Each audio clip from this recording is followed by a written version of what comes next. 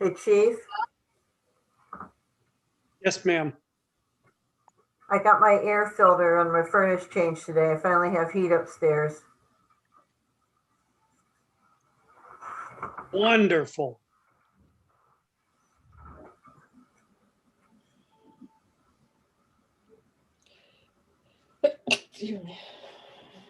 Present.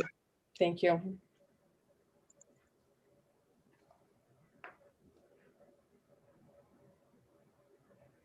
Marty's halfway there, I see. Pardon? Your picture's not showing.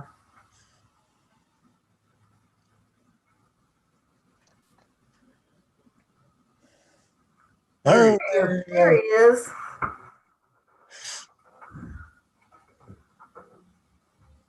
Okay, Randy, this is the service meeting first. Oh, I thought we were going to do the special meeting first. No, because we were going to discuss the village administrator's position during service first and continue with the special council meeting. Sounds If you have good to me. changes. We're all here, right? All right. Yep. I'll call this meeting to order on February 2nd at 6:02. Roll call.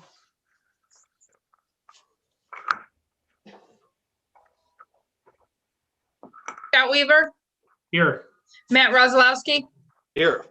Marty Hura, Here.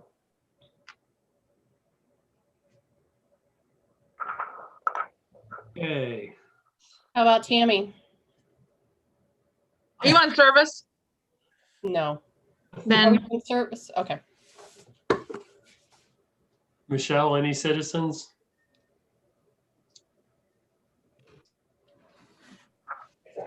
I have no input from anybody. Thank Okay. you for asking. Can I have a motion to approve December's minutes, please? Matt, did you get a chance to read them? Yes, I was just about to say, I read them and I'm cool with them. Okay. And Marty was not part of that, so I will second that motion. All in favor? Aye. Aye.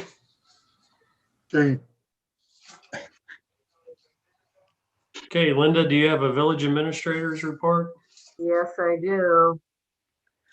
Okay, we met with Portage County Water Resources regarding the billing. As all of you have probably noticed, you haven't received a bill yet. And that is due to a couple things. One of their people that would normally be assisting in inputting all the information that Mary Ann had sent them in December and getting the new account set up. One is on a long-term leave, the other one's on a short-term leave, so they haven't been able to get that done yet. They are requesting that they can go to the commissioners and ask if they can do, now, before anybody says anything, let me tell the whole thing, okay? Do the first time a quarterly bill, and that would include the December bill that they were supposed to send out at our rates, then the January bill that would be the $65 by itself without a surcharge, and the February bill at the $65 without a surcharge that would be sent out at the end of February, beginning of March, if the commissioners approve it. And then we would have to approve something also. Then they would get us back on schedule, but they would not be charging, if I recall this, Matt and Michelle, they wouldn't start putting the surcharge on us until June or July. Was that what I understood? They wouldn't put a late fee on until June or July, but the surcharge would go on the first monthly bill after the quarterly bill. Okay. So that's the way that would work. No turnoffs, no late fees. So that has to go through the commissioners. I think it's supposed to go on Thursday so that we have it for another special meeting next Tuesday, right? No, it's going to be on the commissioner's agenda for next Thursday. So we'll both be looking at it the same week. Okay. They're looking at the easement this week, Okay. which is that So other thing. that's why no one has received a bill yet. Okay. Okay, moving on. Had a pre-con meeting about West Prospect Street. The tentative start date will be March 15th. Jean and I are going to be meeting out with the contractor, possibly one day this week if the weather frees up a little bit, to get the lay of the land. They need to find a place to lay some pipe, and I thought maybe they could lay that. I don't know how their plans are, but maybe lay it over on our property, that little piece of pie going into the cemetery, so that it's on village property. So that was the perspective, thoughts there. I would like to ask services permission for there's a navigating grant seminar that's going to be coming up next week. It's $125. Can I have Mary Ann attend that? Oh, yeah, I would, yeah. Yes. Absolutely. Okay. Then also, is that on let me look at the correct agenda.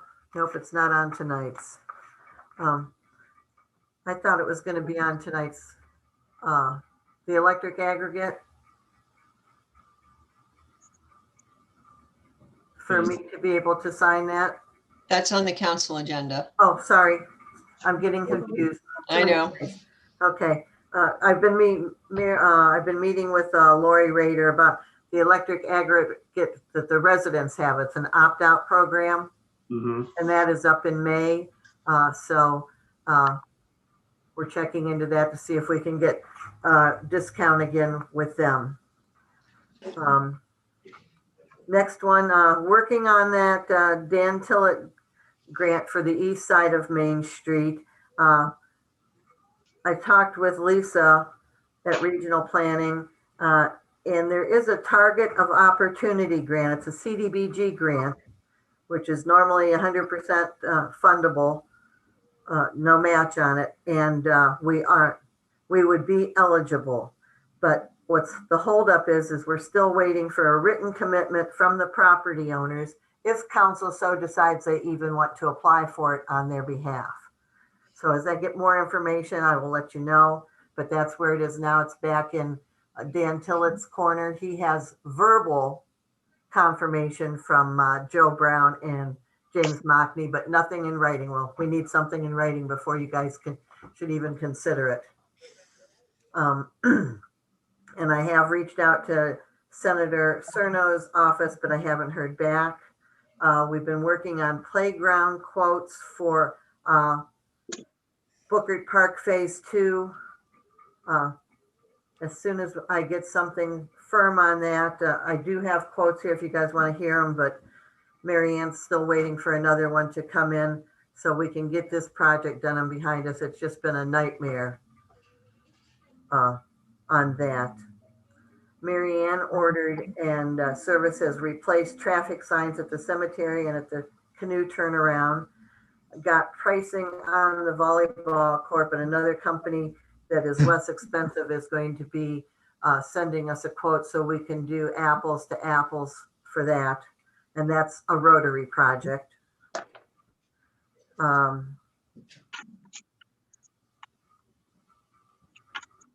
Had service repair that storm sewer from West Prospect Street, Phase 2.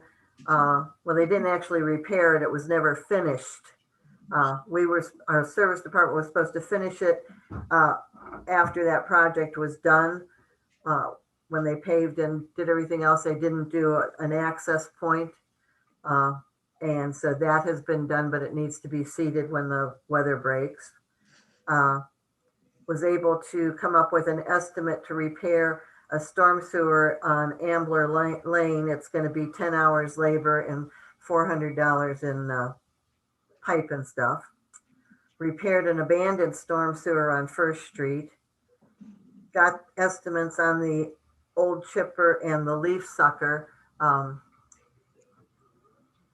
We determined when we called Vermeer that our chipper could be worth $1,000 probably in the condition it is in. If it were in great condition, it might be worth $1,500.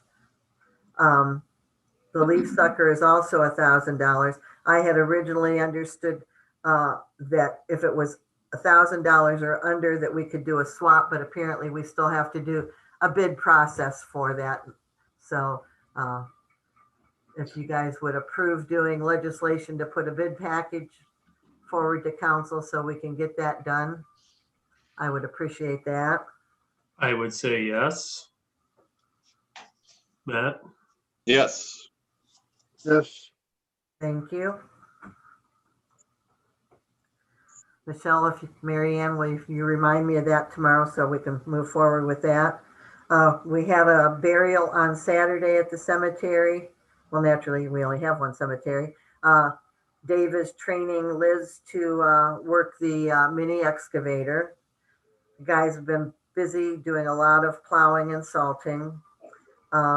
Working with Dave and Advanced Industries and Neptune on getting the pipe to route all of the water lines at the park together. We had one estimate, but we found out that we could use X. HDPE, Mm-hmm. is how you say it, piping instead of copper, which will save us quite a bit of money. The only thing that the county says we have to do is the lateral that comes in off the curb stop or the main must be copper to the meter. So Dave met with them on Monday. We're waiting for the county to come out and ping so we can find the lateral that's coming off the street into the park. And hopefully we can move on from there. And then the other things I've been doing, just so everybody knows, met with the Dollar General about the easement for the sanitary sewer line that we had that runs through that property there. Apparently when it was put in, it was not put in within the easement limits. So instead of Dollar General making us move the sanitary sewer, which would cost the village about $30,000, they are going to give us about 5.5 or 6 feet extension or widening on the easement. So that was very generous of them to do that. General Dollar's also wanting to have a replat of the parcels down there. Working on we sent to the BZA the paperwork because Napa needs a variance for the new auto shop that's going in there. Did a sign permit for the Mantua Quick Mart. Did one talked with, because they didn't really need a zoning permit. I don't think we gave it had to approve anything. Chilling Station wants to put sun sails up on their deck. They did check with the county. I spoke with Randy Roberts also, and he saw the plans and everything, and they were fine with it. Dee's Clip Joint has a new person in there. They're called A New Day Salon. They're just putting a sign in their window with lettering on the glass, so that really doesn't require a sign. And we issued a permit to our 44 Butcher and Baker's shop, and that's part of what I've been doing. I'd say you had your hands full. A little bit. Okay. And that report will be on file also in the office. Okay. Anybody have any questions for the mayor or the acting administrator? No, but I would just echo your comments on the great job that the service team's been doing in removing the snow from the streets. They were out there at 2:00 in the morning last night, clearing all this mud. So great job, guys. Thank you very much. Yeah, they are. They're doing a good job. We will Yeah. express that. We have had one person complain. They're at the end of Franklin Street where there's no room to turn around when they plow, so they either have to back in to push out or pull in and drag out. And that creates a little bit of issues. And so I've just asked them, like Monday, was it that we just had a dusting, or was that Friday, Mary Ann? It was Friday. Friday, just a dusting. They had called and complained that we hadn't plowed, but we hadn't plowed anywhere. We just had spread a little bit of salt. So I said, just give them a little extra care up there, make sure that it's as clean as we can get it, and make sure that it's salted. Anybody else? Anything? Okay, moving on. Linda, do you want to skip the review of this legislation and just go to new business? And we'll cover that in the special meeting, or no? No, because you guys have to move Okay. 2110.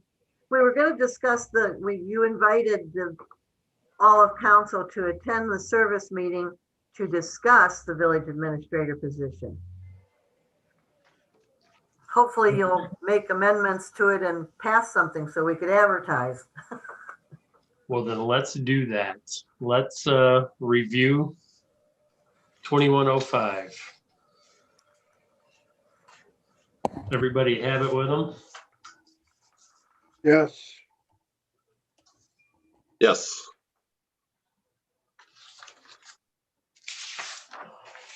Did we lose? Who did we lose?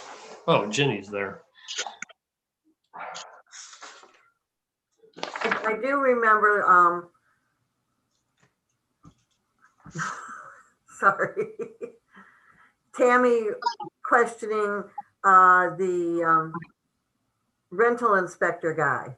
Correct. And I did some calculations today. And again, because we haven't come up with a wage for this, but if we have 300 rental inspections that we're going to do 9 a month in a 3-year cycle at 100, I'm not saying this is a firm amount, I'm just throwing this amount out, $100. That would add, and this person would be doing 9 a month. So that would be an additional $900, which would be $5.20 an hour that we should add to their pay to cover that. That's something to consider. Another thing I had kind of thought about and had heard that another community was doing it was changing our legislation. And again, this is kind of going off topic, that put it in the property owner's ballpark that every 3 years they must turn in some type of an inspection report. Don't have any ideas yet on exactly what it would be, but they would be responsible to get someone in that's licensed or someone that's willing to sign off and be responsible that their properties meet the codes that we are requiring. I mean, that's just kind of a thought. I think it would be nice if we could do sort of a hybrid. If you have PMHA, if you receive PMHA for one of your properties, PMHA does inspect your property every 2 years. If they supplied that, then maybe we wouldn't have to do a rental inspection. That would cut down on rental inspections. Because I don't know how many are at Lamplight or how many are around that receive PMHA, but that What's might be PMHA? Public Metro Housing Authority, Section 8. Okay. But it's a little, it goes income based. Yeah, sure. So What percentage of our rental units would qualify for that? Do we know offhand? I don't know that we would know that. Yeah, I don't think we would. Because that's, you can't, say, oh, hey. And any of them can't be available for PMHA. The landlord has to just pass the inspection, and it's a pretty rigorous inspection. So. I bet Sontag, a lamplighter, I bet they would qualify. And that's what I'm saying. Like a bunch of those are probably PMHA. So we could cut those off if they supplied the letter every so, and I believe it's every 2 years, it might be every 3 years, but I think it's like every 2 years, they come inspect because they want to know that the money that they're giving to a landlord, the property is worth that, is safe and all that. Plus the other thing, a lot of these inspections would probably have to take place in the evenings. So would that throw a village administrator into overtime by having to come back and do something like that in the evenings? I just really, I personally don't feel, and it's your decision, not mine, that the rental inspection should be included in the village administrator position. I think I agree with you. Plus that's, that's licensing too, we've discussed that. That's whoever this person that we choose, if it be an employee, would have to go to school and become licensed, which is another expense and more time. Right, because if they were doing it on an hourly wage for the village, there's going to be the times that they're going to go out and inspect, something's going to be wrong, and then they're going to have to do a reinspection. And I Right. just think if we put it on a private entity to do it, Yeah. And Mayor, why do you think that they have to happen in the evenings? because a lot of the people are not available during the day. You get your house appraised, it comes during the day. They don't come in the evenings. Pardon me? If you have your house appraised, they come during the day. They need to be able to see adequately in daylight. Well, and I understand that too, but I'm just saying, with people working, the property owner's probably not going to make their self available. I mean, Lamplighter has somebody on staff there, so that would cover that. I would think that one of our other property owners that owns multiple has a manager of sorts that could meet them, and I understand that, but I'm not comfortable with that idea. And again, that's for you guys to make that decision. I just wanted to let you know I was not comfortable with trying to do that. Well, can we put it in? I mean, performs other duties as required by the mayor, and that if we had to have somebody, my point is if we don't have anybody, we can't get somebody, we could still move forward with it until we found an inspector. I think if it's in the job description, that unless the wage was high enough, we wouldn't have people that would apply for the position. I mean, let's leave it on, let's leave it on the thoughts. But I mean, when I spoke with Ben the other day, he had suggested that we need to have somebody to, and I don't want to put words in his mouth because I don't remember 100% what he said. He either said we need somebody to write grants or have a grant writer or somebody. Manage grants, right? Well, no, he didn't say manage grants. So when he said about writing grants, I wanted him to give us more detail on what he thought writing grants would be.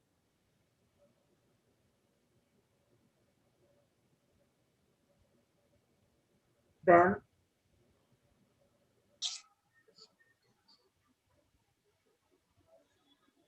Ben? Are you talking about the village administrator still? Yes.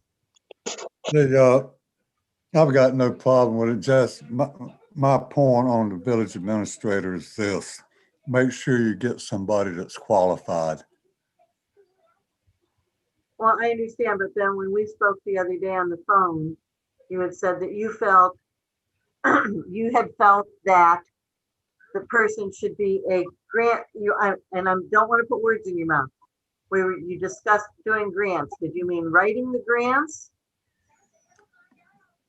Well, it would surely help if they could.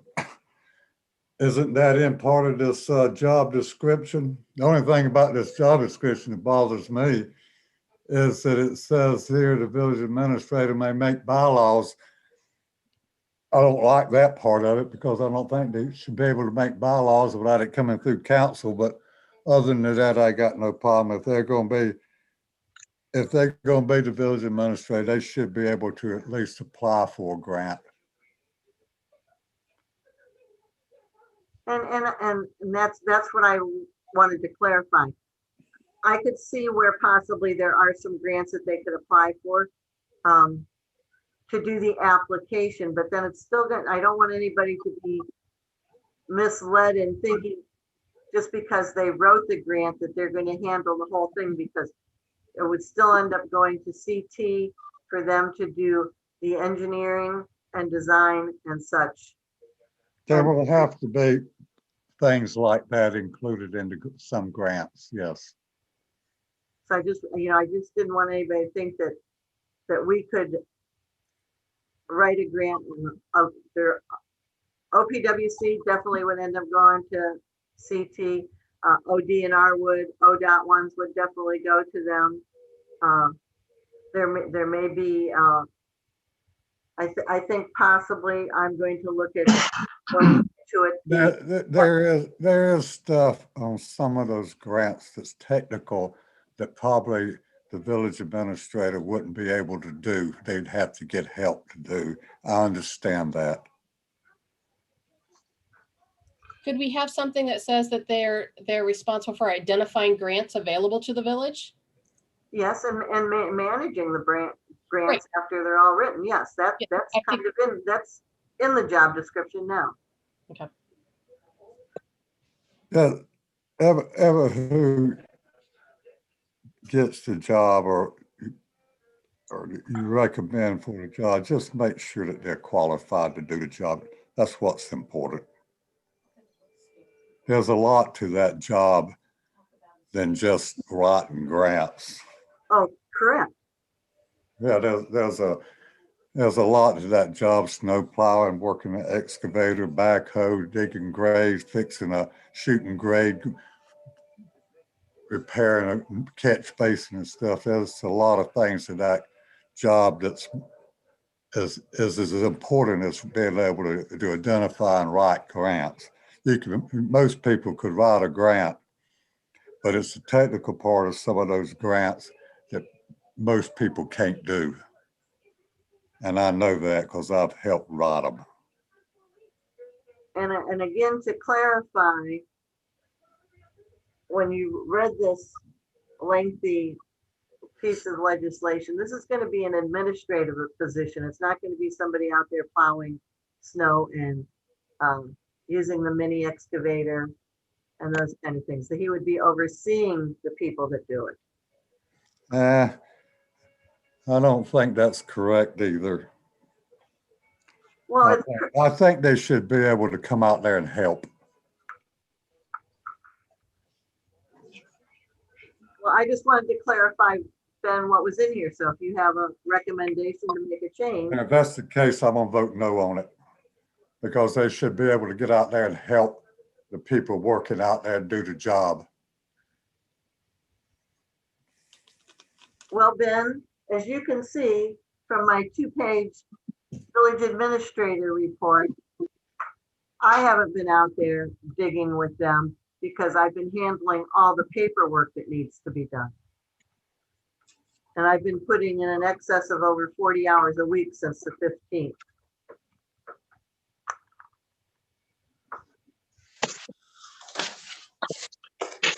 I have a few thoughts. For me, there's really just, I mean, everything here looks good. There's two things that I think we need to iron out. The first one is the rental unit inspections. I do not think that the village administrator, at least initially, with this new kind of combined role that we're doing here, should be responsible for that. I think, it's kind of a lot to take on, and I think that it would limit our pool of candidates.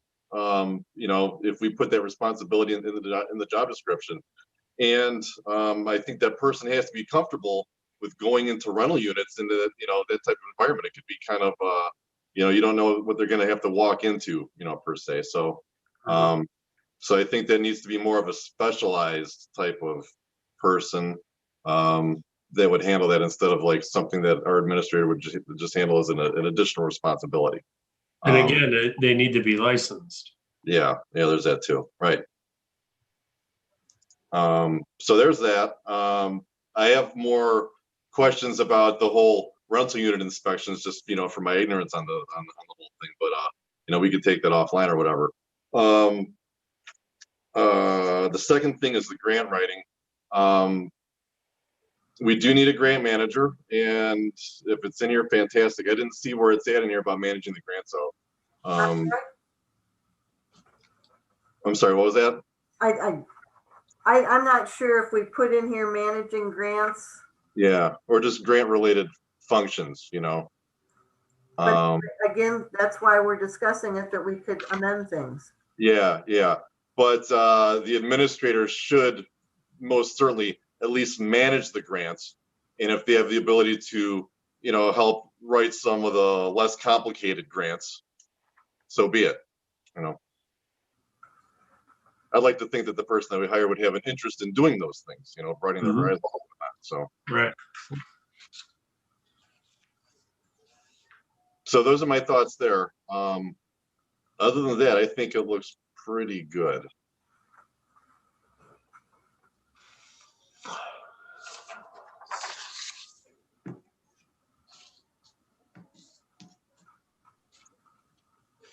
Well, are you guys in agreement that we just need to tighten it up as far as being a grants manager and leaving it at the possibility that down the road? I mean, we're not going to be able to start doing rental inspections as long as this COVID's hanging over our head. No, we're not. Well, I mean, yeah, you're right, Mayor. We can't. And we can't hold hiring someone up Right. till the COVID's done. Right. Did we not talk about grant managing at council with Rich? Didn't Rich bring that up? For some reason, I thought it was in here, and I'm trying to find it quickly. I thought Rich Eifelis brought that up to us at our last council meeting and said something about that. I know that we discussed it. I just don't remember where, and for some reason, I thought it was. Yeah, I did too, and I'm looking, and I don't.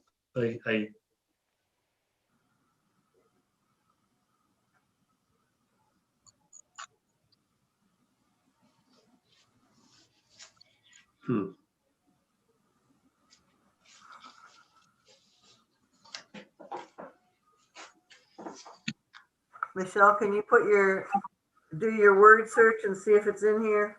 I can't find it. You just No. want information on grants? Did we write in here that they would do grant managing? No, it's not in there. Okay. Well, that's an amendment that you guys can consider making when you bring it open during the special council meeting. Does anybody see any issues with anything as written right now in 2020-105 in black and white here? I think the only thing I would like to see added is we don't have it that they should attend meetings of council. Said they could communicate, but not attend meetings.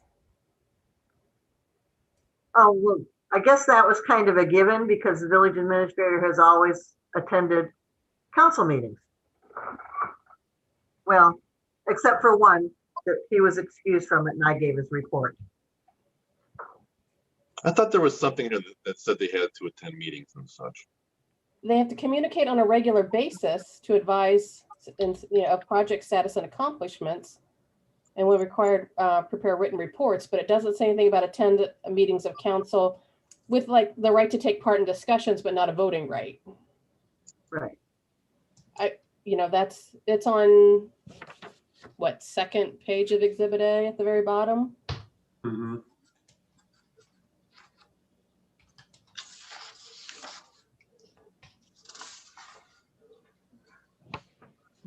Well, we could amend that so that it says that he attends the council meetings. Right. As well as the other thing. Right. I guess we all kind of thought that was kind of a given, Tammy. Sorry. But yeah, don't leave anything to chance or question. exactly. Because, how many millennials have you met that'd be like, I have to work after this hour? That wasn't in my contract written out that way. That's not my job. Yeah. Right.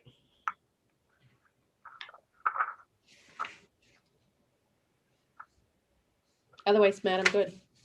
Yeah, me too.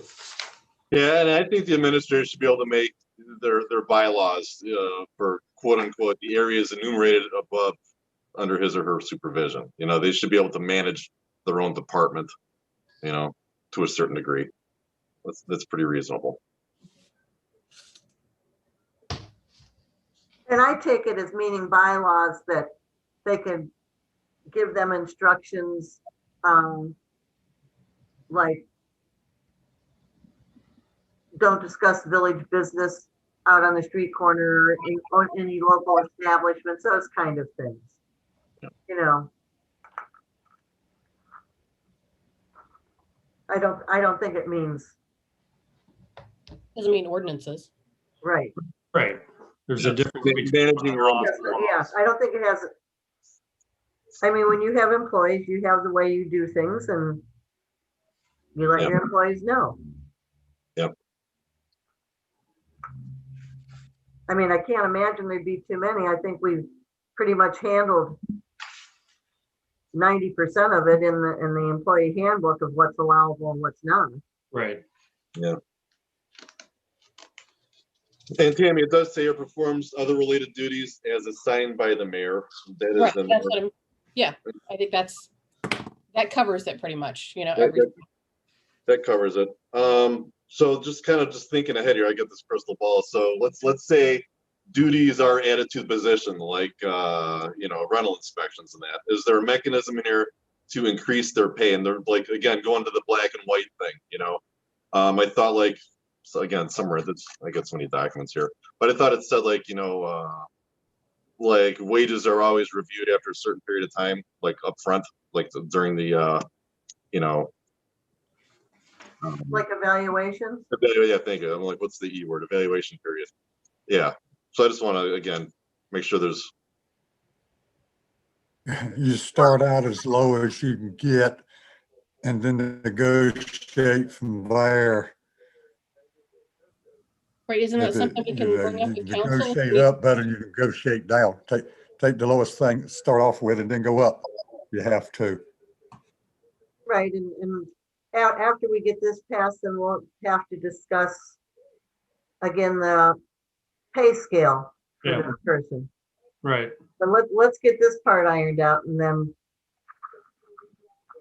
because that's a whole nother piece of legislation.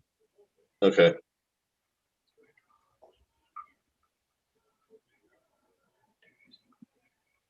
Unless you guys have any more recommendations that one of you are gonna make during the special meeting.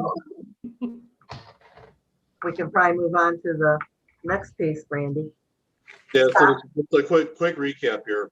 Everything as written is okay.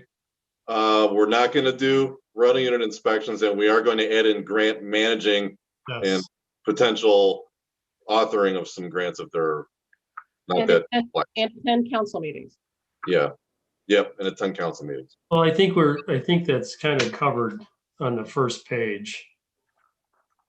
In the paragraph in italics, the individual employed by the village administrator should also serve as a zoning inspector, floodplain manager, and set forth by chapter 500, the village Mantua zoning code. Duties include acting as secretary for the planning commission and the board of zoning appeals, and may involve after-hour inspections and or meetings with residents. I agree with it the way it's written, not the way you read it. You said the individual employed by the village administrator. Employed by the, oh, that's what it says, employed as the village As administrator. the Sorry, village. Marty. Yeah, you found it there. It says, you know, may involve after hours inspections and meetings, but maybe we knock off that last two words that says with residents. With residents, yeah. Yeah.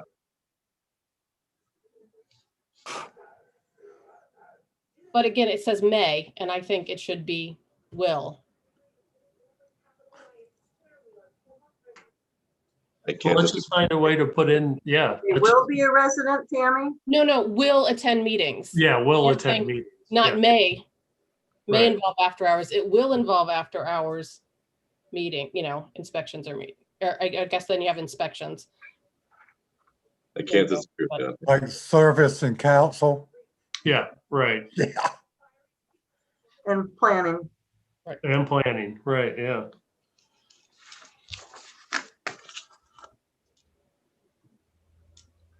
Did you get your recap done, Matt? Yeah. Thank you.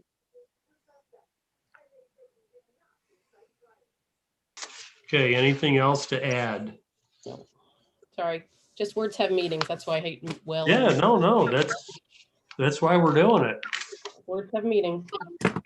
Everybody sees something different when they look at it, you know? Mhm. Marty, do you have anything? Oh, Ben, anything else? Just make sure the person's qualified to do the job, ever who it is. That's what's Okay. important.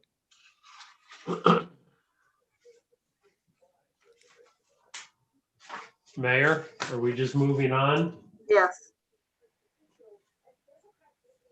This next piece, if you don't mind, Scott, to move us along, 2021-10. It really Yes. doesn't have a number yet. I asked Michelle to bring this to service, excuse me. As I was signing the time sheets, I saw that we had on-call time and started thinking, well, we were on call for the water and sewer plants, and we're no longer on call for the water and sewer plants. So I found it in section 4.8 on page 12 in the employee handbook, effective 2016. Hourly service employees who are on call for the water and sewer and wastewater SCADA machines will receive an hour of straight time pay at their regular rate for each 24-hour period on call. Salaried employees have had this time factored into their monthly rate. Only one service department employee can be on call at a time. So since the beginning of the year, and we no longer have water and sewer, we've one employee a week gets 7 hours for that week, and the other employee, the full-time, gets 7 hours that week. And since we are not on call for the water and sewer anymore, because it's gone to the county, we needed to amend that, so we removed that 7 hours a week.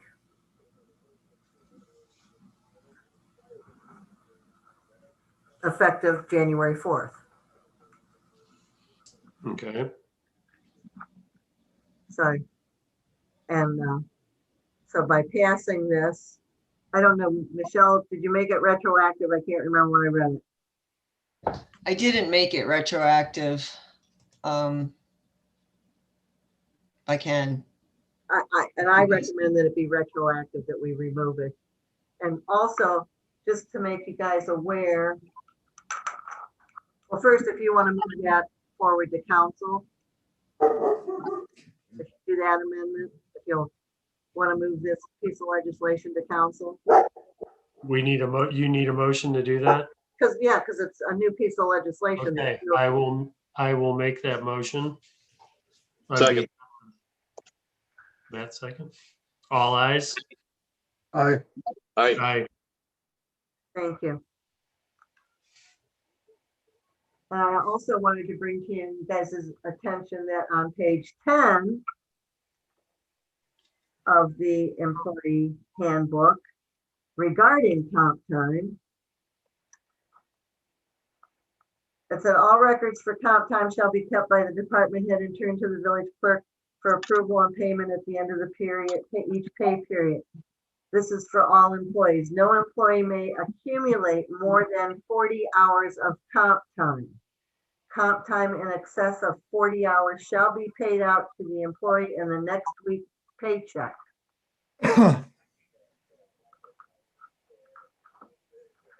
So if you guys make 10 retroactive, that will remove some of the timesheet, some of the comp time that they have. I had gotten a leave report from the clerk because I wanted to see this to work in conjunction with the evaluations that I'm getting ready to start this week. And one of our employees, as of January 23rd, has 91.65 hours. Another one has 26.27, and the other one has 4. So I'm going to have to assume that 51.65, well, it probably won't be that much because we're going to have to take off those 2 pays, which would be 14 hours, because it should have been 2 times by the 23rd, right? 2 pays by then. And do it, since we're not supposed to exceed 40 hours, pay out the difference between the making the adjustment to the 91.65 to get it down to 40. Correct? Does anybody, you guys probably aren't following me, right? They've been, somehow it's gotten past everyone until this past pay period that we have employees that have exceeded 40 hours of comp time. Not trying to take that comp time away from, it just says that in the handbook, it says it should have been paid out when they exceeded 40 hours. Gotcha. I'm just asking you to authorize me to speak with the clerk on this, to take this and get this back in to the corner that it should be, under 40 hours. Can I Okay. speak? Can I Sure. say something? Okay. That's kind of a gray area because we actually have 2 separate types of comp time. We have our normal comp time, which is limited to 40 hours. When we hit that point, it is paid out. And then our second type of comp time is comp time straight, which is just what they're earning for this. And it, like I said, it's kind of gray because they're both comp times, but they're actually 2 separate leaves. And they are recorded separately too. Well, and I see, Jenny, that they're recorded separately. I just don't see in the employee handbook who set it up, because it's not in there that there are 2 separate. Because one of them is earned at time and a half and one is earned at straight time. And it just has to be calculated differently. It's a separate type of leave. But if it's still all comp time, even if it's a different kind of leave, it still states in the handbook not to exceed 40 hours. And I suppose we could have named it something differently then, but Who named it that? I don't know. Well, What do the employees do to acquire the comp time? Like, I understand being on call for the water, but what else? if their day runs over, say they're working on a storm sewer or something like that, and instead of buttoning everything up and they know that they've got an hour left, they'll stay. Or snow plowing. Dave and Vern put their 40 hours in a week. Vern is usually the first one on call, if I recall from the call out list, to get called for plowing. So he would have that comp time. Now, he has his choice. He does not have to take comp time. He just has to put it on his timesheet. I want comp time, or I want the overtime on my paycheck. That's his choice.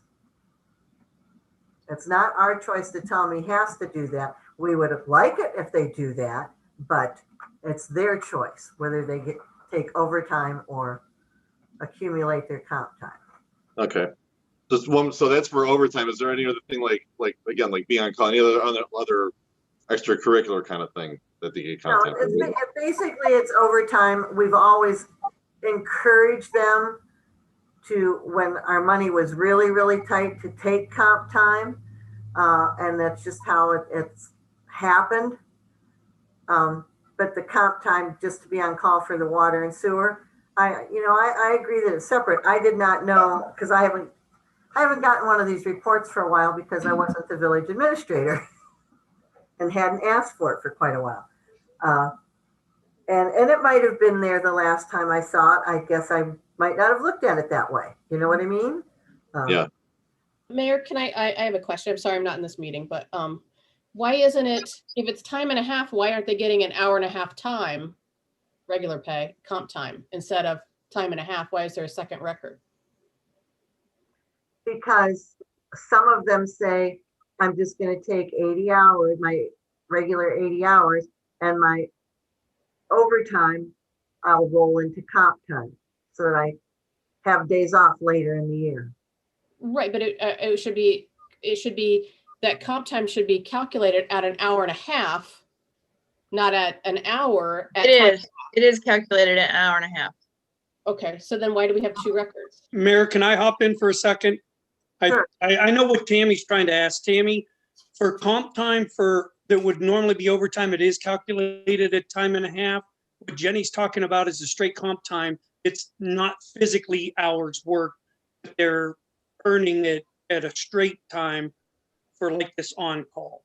So that's the straight time comp. The overtime comp is calculated at time and a half. If somebody works over 2 hours, they get 3 hours comp. Okay. So they're paid out at 3 hours. So that's why I don't understand why there's two calculations.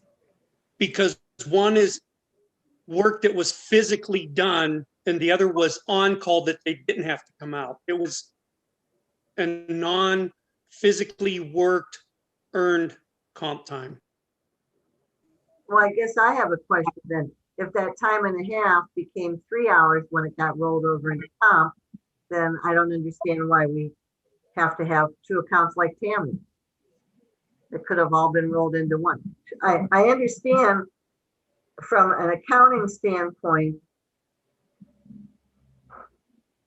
to track it, so you know that those were on-call hours at straight time and that the overtime hours were time and a half hours. I understand that.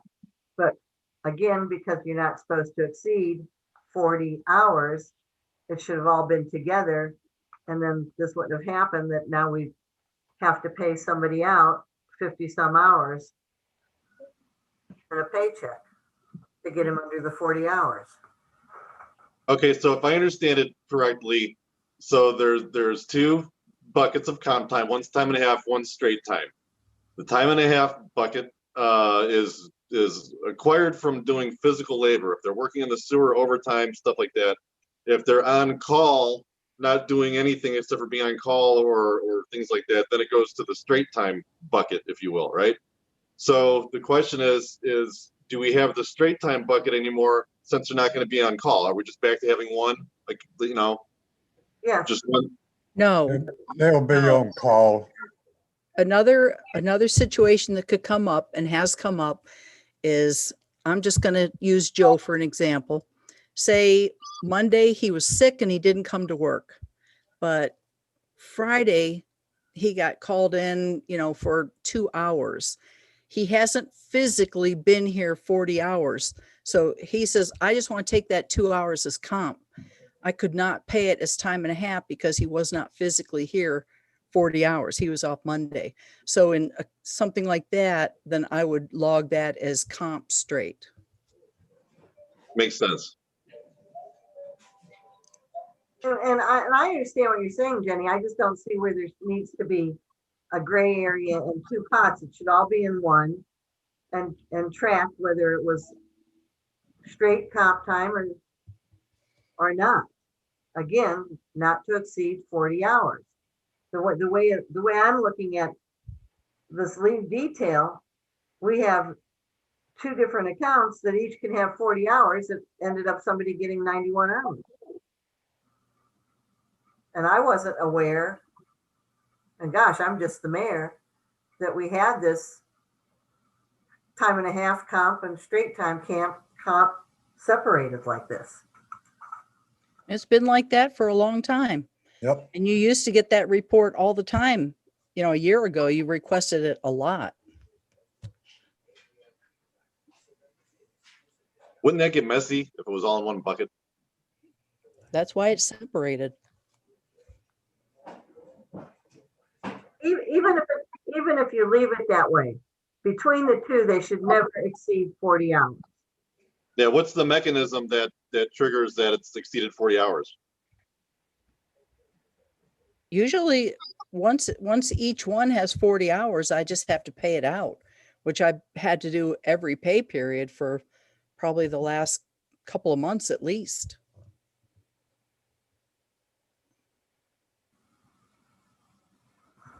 Just for snow plowing, Jenny?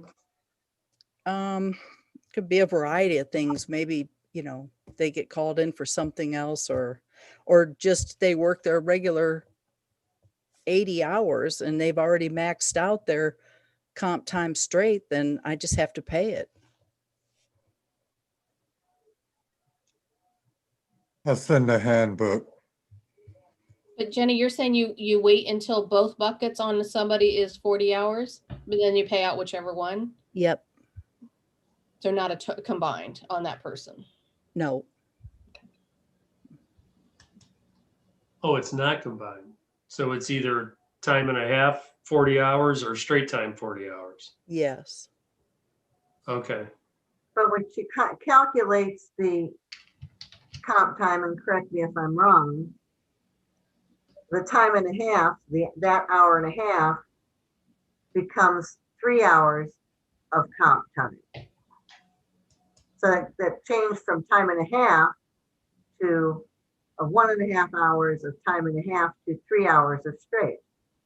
Yeah, I have to try to do the math and calculate it out. So that's why I don't understand why you can't combine it all. So you show 3 hours for a certain day because it was time and a half. The other time you show 1 hour because once you've made the calculation, you know whether it's comp or straight. Or yeah, over time and a half or straight.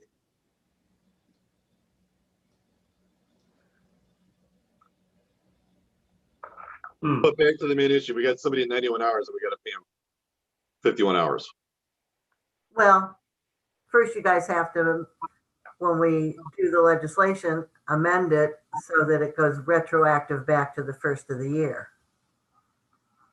Because I'm just saying, as of the 23rd, the calculations I got was one employee had 96.65 hours of comp time. Yeah. And so what you're saying is if you go retroactive, it'll knock off 7 hours times. I'm thinking 14, but I could be wrong. Yeah. Because there were 2 pay periods this month. Okay, it was 7 hours per pay period. Okay. 7 hours per week. So Dave would get 7 hours 1 week. Vern would get 7 hours of straight comp a week. Okay. Good. I learned a lot about comp time tonight. Okay. No, I learned too much, but is that 91, is that 91 a time and a half? No, because Jenny already converted it over to the conversion that she has to do. Wow. Okay. Mayor, do you need some? No, I just want you guys to make sure that you agree that we need to pay out that difference to keep them, always keep, whether we have 1 account or 2 accounts, between the 2 of them, they should stay under 40 hours. Okay. Yeah. Not to have 40 and 40. I think maybe finance could delve into this a little more too and see if they can find a better way. Hey. I see Tammy. I see Tammy smiling over there. So, anything else, Linda, on that? Not on that one. Okay. Do you want to move on, or do you have something else you're? Well, let me, so we can get through, because we already did the chipper, we already did the Dan Tillett. Yeah. As I let all of you know that I had Jenny put an application that we are accepting applications for service worker. I want to start having a pool of service workers so that we're not caught in a situation where we might not have somebody or somebody leaves and we don't have someone interviewed and ready that we could hire, that would have to just give a 2 weeks notice somewhere. That was why we did that. Okay. As village administrator and as council had said, that as long as we have a position open, I can advertise. I can't hire them without your approval, but I can advertise. So that's what that was about. It's smart. It's good to have people in your Rolodex. Yeah, it is. Yep. Right. We already talked about the chipper. Canada Road, well, this is the February. We're gonna wait till the March meeting. Okay. And we'll get a report from Jenny to see how much we have in the, road levy money. Okay. I'm kind of leaning towards that maybe we should, as much as I want to do the 3,200 feet and have to bid it out, it's just kind of scary. I mean, before John left, we did come up with the paperwork, what we want to do. I'm just waiting to see, but so we have another month to think about it. Then Dan Tillett, I told you about that. Yeah. We'll wait, we'll hear. And as far as the Ohio Edison pole banner stuff, Matt's working on that. I am having our service guys look at all the poles in town to identify how many on Main Street may not be Ohio Edison poles. Yeah, there's a few that aren't. So we could look at that. I do owe Lisa a reply because she asked if we were going to sign that agreement, and I'm still crafting my diplomatic response. Did you ask her on a date? Maybe that'll help. Yeah. I'm trying to think of a snarky comeback to that. But yeah, that's it for now. Then we have some other ideas that we're kicking around, like, other ways to hang the wreaths and things like that as a contingency. But yeah, I'm still working on it. We'll get there. I don't know if it's going to look like it has in the past, but we're hanging something up next year. I guarantee Dave and I did talk a little bit about that. Maybe we could do baskets that are on the sidewalk, not on the sidewalk, but in down below. So, but let's hope that we have enough poles that we could put on that aren't Ohio Edison poles to do them. Yeah. Because I do have quotes coming on the hanging baskets already.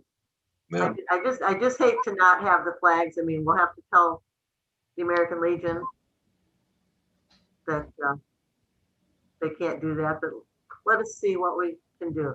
Dave even suggested maybe putting up a separate pole that would just hold the flags and the wreaths and stuff. I don't know. Like I say, we're just kind of tossing the idea around the other day. So Yeah. let's think on it. Okay. We're kicking around a few things. Yeah. I don't have anything else. Okay. Anybody, anything else to come before service? I got just one thing. Edie Benner sent a couple messages about the fence by the river, and I wanted to bring this up here. She was talking about getting rid of the fence that goes along the river and just using another fence to surround the playground. So I kind of want to get everybody's thoughts on that. My initial thought was I thought that the fence by the river was required for insurance purposes and things like that. I thought we had to have that fence separating the river from the park. That was my thought. I'm not sure. I guess that would be a Michelle and Jenny question. She being Edie, has come to the Parks Committee numerous times and has made this request.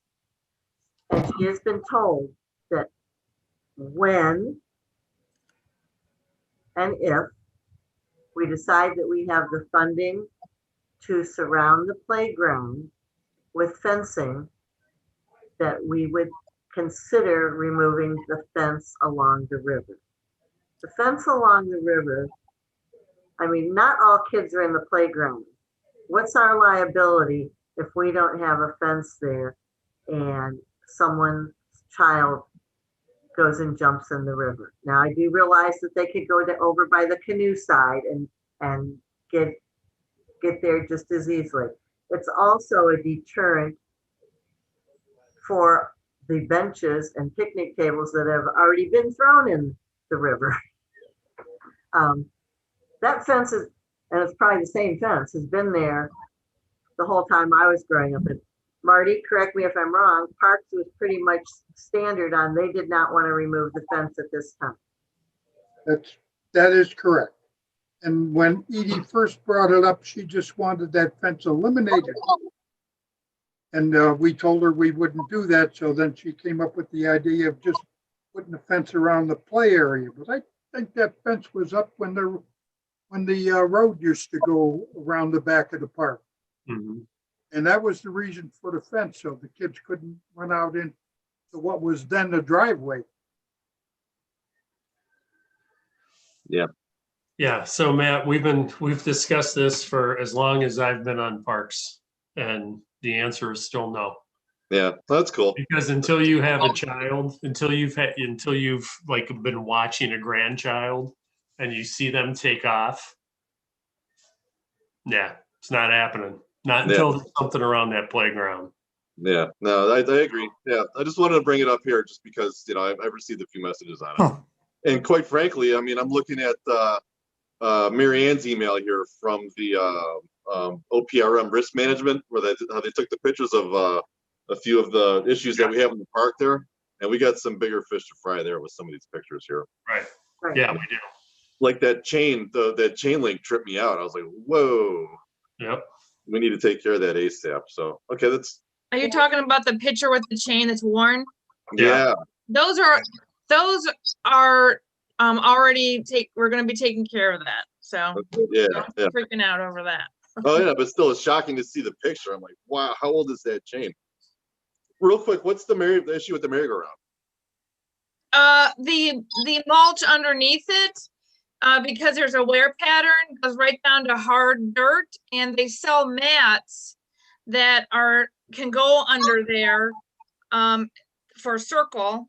And same with the swing sets. They want mats under there along with the mulch. So when the running pattern gets there, there's still cushion.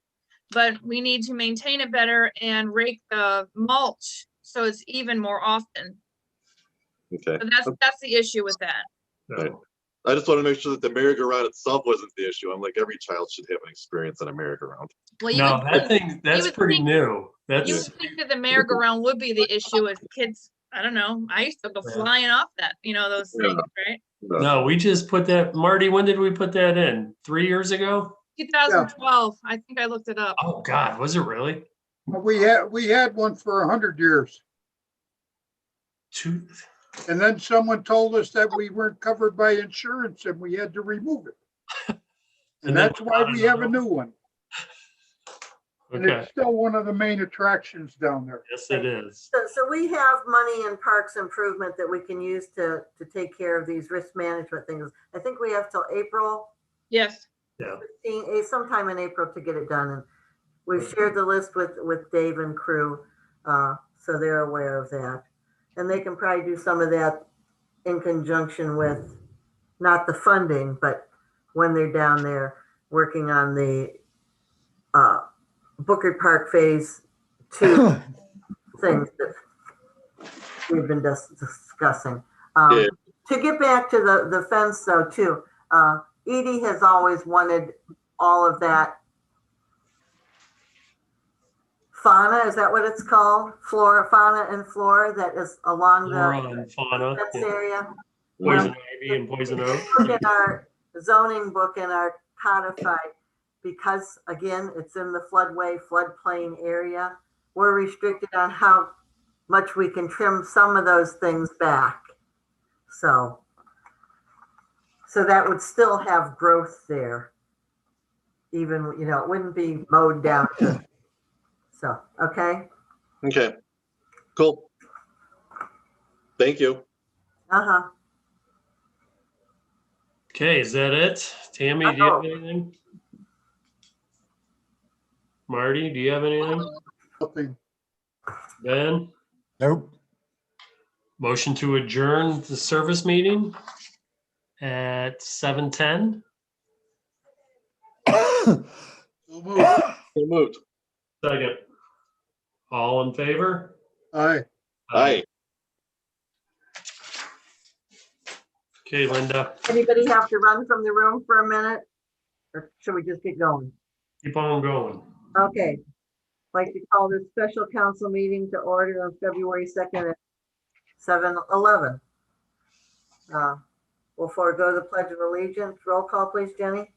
Tammy, Here, Marty, Here.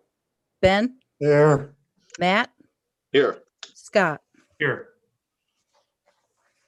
Okay, moving on to ordinance 2021-05, an ordinance amending section 13302 of the codified ordinances of the Village of Manaway relating to the powers and duties of the village administrator, amending the job description for that and declaring an emergency. This is second reading, open for discussion.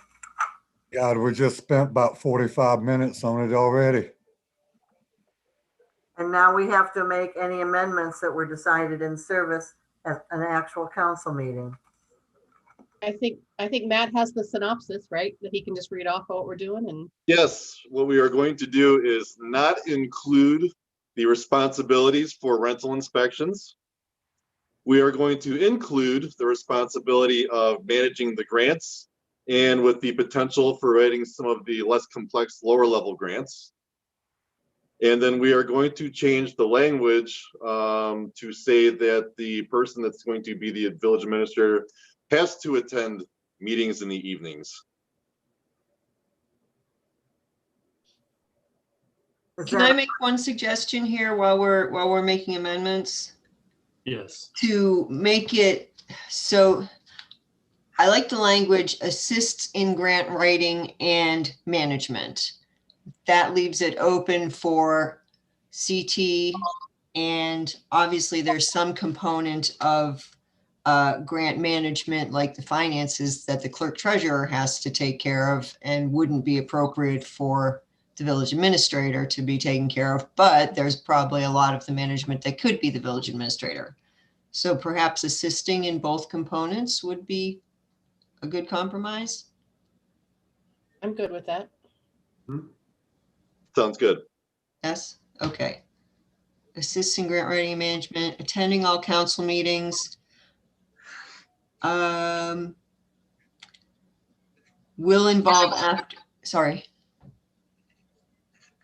Did you want to make a specific amendment to include council meetings? Because the paragraph that you were talking about up there really just has to do with being where'd it go? I lost everything. Meetings with residents. Yeah.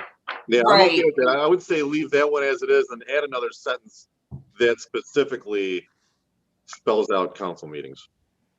Can you add that, Michelle, to where at the on page 2 where it says communicates with the mayor, service committee, and village council on a regular basis? Can you add in attend meetings? Oh, the bottom of page 2. Yeah. Wouldn't that be just add-on sentence there?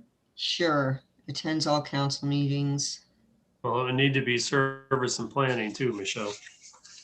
Okay, planning is up at the top in the under position summary, access zoning. And Gotcha. Okay. Yep. that Right. covers that, but then down here you want service and planning. I mean, council and service. Council. Yeah, council and service. And there's probably a section. Yes, there is. There's a section on the second to last page from the codified section 2 and last page. Okay, attends all council and service meetings, assists in right, and okay, I'm sorry to be confused.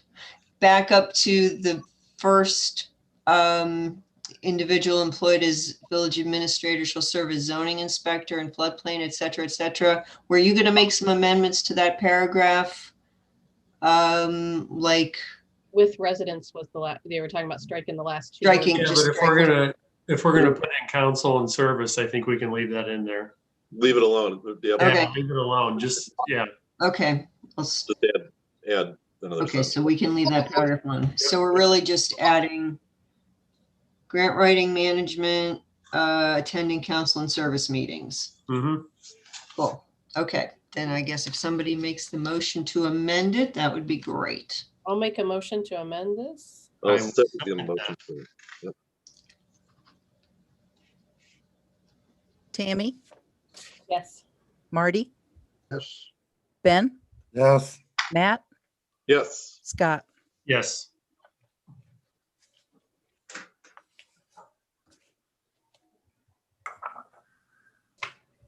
Are we gonna suspend the rules on this or we want it to go another reading? well, we having another meeting on the 9th. Let her get all these, Yeah, but this isn't on the Changes agenda for the into it. 9th. get all these changes into it and we can approve it on the 9th. It's not on the agenda for the 9th. That notice already went to the paper. Sorry. Well, we can put it under new and other business. There's no new and other business in a special meeting. It could go to the, it would have to go to the 16th to the regular meeting. No, I just wanted all the changes in there before, we did all this, but if y'all want to pass this thing, it's fine with me. What'd you say, Tammy? Can we make it an emergency on the 16th? It's an emergency now, Okay. so.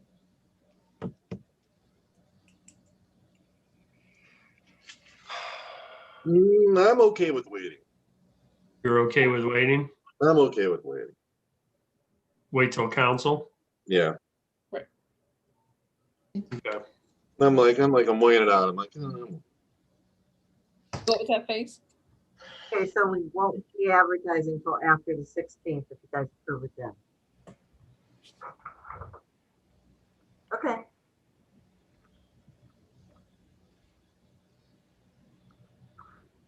Okay, moving on. Ordinance 2021-09, an ordinance authorizing the mayor to execute consulting agreement with Sevon LLC DBA First Energy Advisors to support the government electric aggregate program and authorizing all actions necessary to support the continuation of the village's governmental electric aggregation program with an opt-out provision pursuant to section 4928.20 of the Ohio Revised Code and declaring an emergency. Open for discussion. I got no problem with this. We do it every 3 or 4 years anyway. Yeah, I think it's a good move. Mm-hmm. As long as it's saving people money, what the heck? I'm pretty sure I got the gist of it, but can you just break it down real quick? What's going on here? Okay, in maybe 2010 it was, First Energy approached us. We entered into a electric aggregate. It was an opt-out program where we were saving 4 cents a kilowatt on our bills. And then they would broker it out to different companies and we would get the best price. And so we did it the first time, I think, for 5 years and then however many years. And so now it's up again this year. And so they'll bring back, they'll broker it out. People will put bids in and we'll look at them and see which one has the best program for us. They will send out opt-out letters to the residents that already are on it, and any new residents here within the village limits to give them the option to have this savings.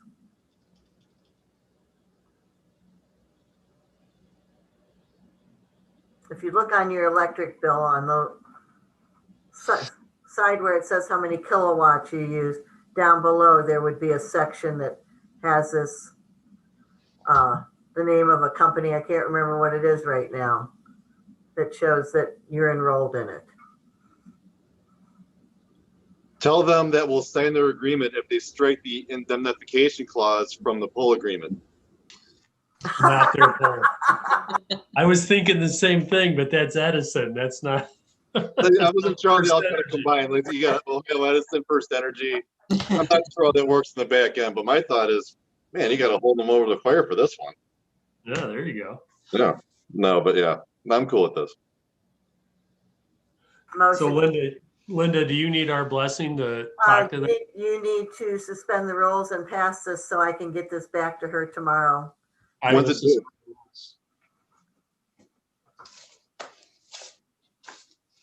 Second, anyone? I'll I didn't second. even hear who made the motion. Oh, I did, Jenny, Okay. Randy, Oh, well, Scott. I didn't hear it either. That's why I'll I didn't second. Tammy seconded? Yes. Yeah. Okay. Marty, Yes, Tammy, Yes. Scott, Yes. Ben, Yes, Matt. Yes. Motion to approve? So moved. second, Marty, yes, Matt, Yes. Scott, Yes. Tammy, Yes. Ben. yes. Okay. For some Thanks reason, for I was, taking care of that, Mayor. yep. Okay. So we can't discuss anything else, so motion to adjourn? So moved. second, Ben, Yes. Marty, yes. Matt, Yes. Tammy, Yes. Scott. Yes. All right, guys, y'all stay safe. Night. Jenny, will you be coming in tonight yet? Yes. Could you leave